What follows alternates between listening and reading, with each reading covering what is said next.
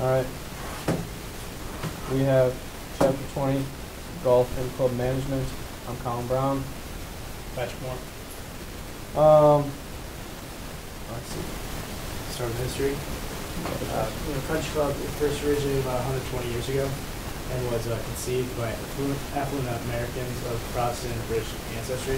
And ironically, the American Country Club got its start because the economically elite also lacked one central social institution of the British aristocracy and the country house for the estate.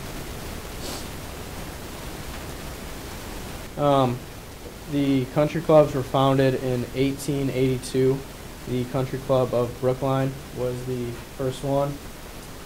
That's located near Boston, Massachusetts, and is considered to be the first country club in the United States. A country club is a place located in a country-like setting when with open areas and lots of green space that has standard meeting facility, the clubhouse. In the 1980s, the rules of sportsmanship were established, but the concept was perfected and played on the golf course. And now the history of the golf clubs. Well, the game of golf originated with the Scottish players and founders of the Royal and Ancient Golf Club in St Andrews, Scotland, which is part of the British Open. Played usually every 7 years. Every couple of years. Every couple of years. And the game was first introduced to the U.S. market in Yonkers, New York, with the Apple Tree Gang, where the first small 3-hole course was built, also named St Andrews. And also, and with the last decade, close to 30 million Americans play golf in 16,000 courses, and golf courses and country clubs come in two major varieties, public and private facilities.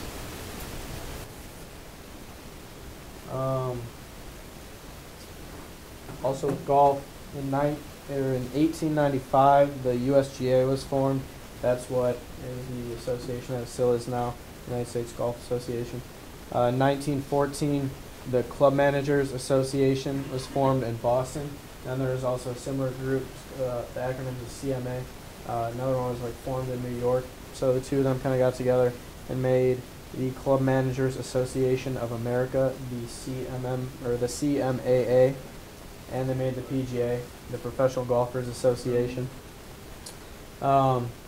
During the last quarter of the 20th century, the number of golfers increased 4 times faster than the nation's population. It went from 10 million golfers to 30 million golfers, so it definitely is growing. And then the National Golf Foundation, the NGF, reported that the number of private golf clubs today is the same as it was on the eve of the Great Depression. And that's 4,400. And now to the industry format. The type of clubs is the equity club, private or non-profit club, private or non-equity club, and there's the public club. Non-equity and public course clubs are owned by an individual, group of investors, or corporation. The equity clubs are owned by club members, and they elect people to form the membership to serve the club's board of directors, and then they hire managers and whatnot.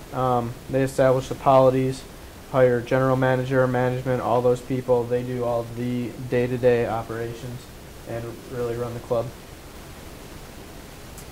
And there's this challenging issue with the topic here. The game was struggling because of maintenance expenses and the difficulty of managing a club.